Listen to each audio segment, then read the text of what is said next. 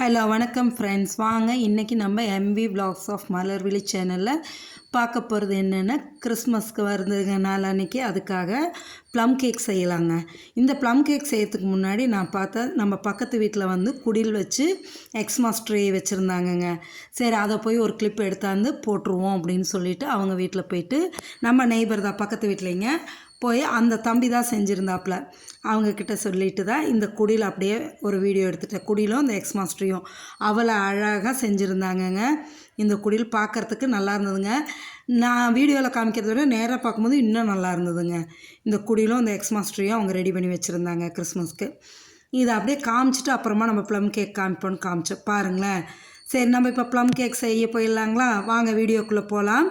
நான் என்னோடய ஸ்டைலில் நான் ப்ளம் கேக் செஞ்சுருக்கேங்க. ஈஸியாக குயிக்காக எப்படி செய்யலாம், அதுக்கு என்னென்ன பொருள் போட்டு செய்யலான்னு பார்க்கலாம் வாங்களேன். பாருங்கள், ஒரு பவுலில் ஒரு 300 ml இருக்கும் ஆரஞ்சு ஜூஸ் எடுத்து வச்சுருக்கேங்க. இந்த ஆரஞ்சு ஜூஸ் போட்டு எடுத்ததில் நம்மளுக்கு தேவையான ட்ரை ஃப்ரூட்ஸ் நட்ஸு சேர்த்திக்கலாங்க. நான் பாருங்களேன், இது ட்ரை கிரேப்ஸ் வந்து பிளாக் கலரில் கொஞ்சம் போட்டாச்சுங்க. டூட்டி ஃப்ரூட்டி வந்து மிக்சடாக க்ரீனு ஆரஞ்சு எல்லோ எல்லாமே போட்டுங்க. அதுக்கப்புறம் வந்து பாதாம் பருப்பு கட் பண்ணது அதையும் போட்டுக்கிட்டேன். அதுக்கப்புறம் முந்திரி பருப்பும் கட் பண்ணதுங்க, அதையும் போட்டாச்சு. அதுக்கப்புறம் இந்த ட்ரை கிரேப்ஸ்லேயே வந்துட்டு இன்னொரு கலரில் இருக்கும், லைட் ஆரஞ்சு ஷேடில் இருக்கும், அதையும் கொஞ்சம் போட்டுக்கலாங்க.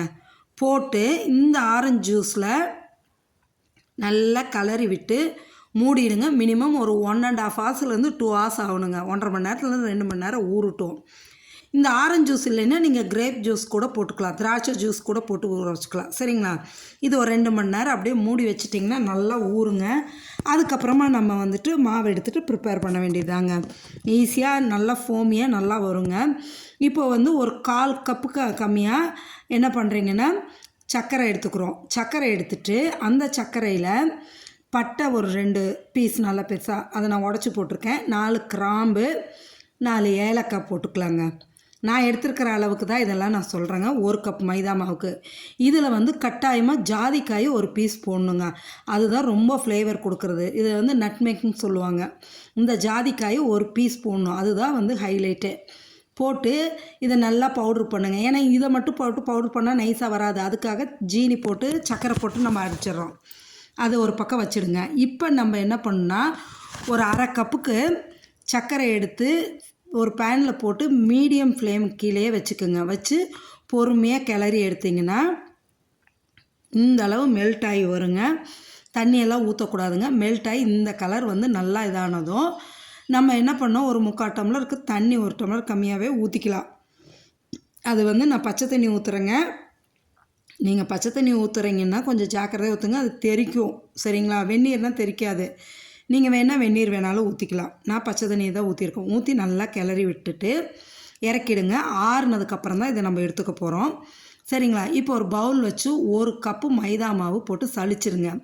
சளிச்சிட்டு நம்ம ஆற வச்சுருக்கோம் இல்லையா அந்த கேரமல் சிரப்பு, அந்த கேரமல் சிரப்பு எடுத்து இப்போ ஊற்றி நல்லா கிளறிட்டு ஊற வச்சுருக்கோம் இல்லையா ஆரஞ்சு ஜூஸில் அந்த நட்ஸை எடுத்து போட்டுக்கோங்க. இதில் வந்து நான் உங்ககிட்ட காமிக்க விட்டுட்டேன், ஒரு 10 இது பேரிச்சம்பழத்தை நறுக்கி போட்டிருக்கேங்க. அதை நீங்களும் போட்டுக்கோங்க. நட்ஸ் எல்லாம் சேர்த்துறது நம்மளோட சாய்ஸுங்க. இதோட ஒரு 1/4 கப்பு பால், 1/4 கப்பு சன்ஃப்ளவர் ஆயில் ஊற்றிட்டு 1 ஸ்பூன் வந்துட்டு பேக்கிங் பவுடர், 1/2 ஸ்பூன் வந்து பேக்கிங் சோடா, இந்த 1 ஸ்பூனுக்கு வந்து வெனிலா எசன்ஸு இதெல்லாம் ஊற்றி நல்லா கிளறிடுங்க. கட் அண்ட் ஃபோல்டு மெத்தடில் தான் கிளறணுங்க. அப்போ தான் பாருங்களேன். இப்போ இதெல்லாம் கிளறிட்டு நம்ம இந்த பவுட்ரெல்லாம் வச்சுருக்கோம் இல்லைங்களா, அந்த பட்டை கிராம்பு ஏலக்காய்லாம் போட்டது அதையும் போட்டு கிளறி இந்த டின்னில் வந்து நான் நெய் தடவி வச்சுருக்கேங்க. அதில் எடுத்து இதை போட்டுருங்க. இந்த பேட்டர் கரெக்டான கன்சிஸ்டன்சி இது தாங்க. நல்லா இந்த கிண்ணத்தில் போட்டு ஒரு குக்கர் வந்து ஆல்ரெடி உப்பு போட்டு நான் ப்ரீ ஹீட் பண்ணியிருக்கேங்க 10 மினிட்ஸு. அதை வந்து அதுக்குள்ளே வச்சிடலாம். இதை லைட்டாக அப்படி தட்டுங்க, டேப் பண்ணிட்டிங்கன்னா ஏர் பபுள்ஸ் இல்லாமல் இருக்கும். இந்தமாரி மீடியமுக்கு சிம் ஃப்ளேமுக்கு இடையில வச்சு பாருங்கள். இந்த ஸ்டாண்ட் வந்து எனக்கு ஹைட் சரியாக வரல, அதனால் இதை எடுத்துகிட்டு வேறு ஸ்டாண்ட் வச்சுட்டேங்க. வச்சு அந்த கிண்ணத்தை உள்ளே வச்சாச்சுங்க. வச்சு மூடியை போட்டு அந்த மூடியில் கேஸ்கட்டோ வெயிட்டோ போடாமல் மூடியை போட்டு வச்சுருங்க. 40 நிமிஷம் 45 நிமிஷம் கழித்து எடுத்தீங்கன்னு வைங்களேன், சூப்பராக நல்லா ப்ளஃபியாக வந்தாச்சுங்க கேக்கு. இப்படியே ஒரு கத்தியை வச்சு குத்தி பார்த்தீங்கன்னா ஒட்டாமல் வரணுங்க. ஒட்டாமல் வந்துச்சு பாருங்களேன், எதுவும் ஒட்டலை. அதனால் நம்மளுக்கு கேக் ரெடி.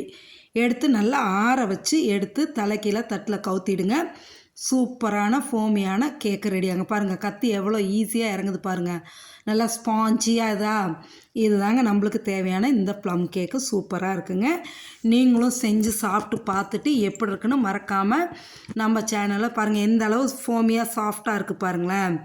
நீங்கள் செஞ்சு பாருங்கள், மறக்காமல் இதேமாரி இந்த அளவில் செய்யுங்க. சூப்பரான ஒரு ப்ளம் கேக்கு ரெடி. நம்ம வீட்டிலையே ஹைஜீனிக்காக செஞ்சு குழந்தைங்களுக்கு கொடுக்கலாம், ரொம்ப சந்தோஷப்படுவாங்க. அடுத்தது பாருங்கள், ஒரு கோலம் ஒன்று சேர்த்திருக்கேன். 11 புள்ளி 6 புள்ளி எடை புள்ளி சுற்றி ஒரு 1 வரைக்கும் வச்சுட்டு ரொம்ப ஈஸியாக சிம்பிளாக போடலாங்க. இந்த கோலம் அழகாகவும் இருக்குங்க. நீங்களும் போட்டு பாருங்கள், வாசலில் போடுங்க, அவ்வளோ அழகாக இருக்குங்க. வழக்கம் போல் இதை நான் பென்சிலில் போட்டு காமிச்சிட்டு உடனே அப்படியே உங்களுக்கு ஃபுல்லாக கலர் பண்ணி காமிச்சிருக்கேங்க. ஈஸியாக போடலாம் இந்த கோலம், ரொம்ப கஷ்டமே கிடையாது. நீங்களும் போடுங்க. இந்த மார்கழி மாதத்துக்கு உங்கள் வாசலில் போட்டு பாருங்கள். இதுதான் முழு கோலமும். சரிங்களா? ஓகே ஃப்ரெண்ட்ஸ், தேங்க்ஸ் ஃபார் வாட்சிங்.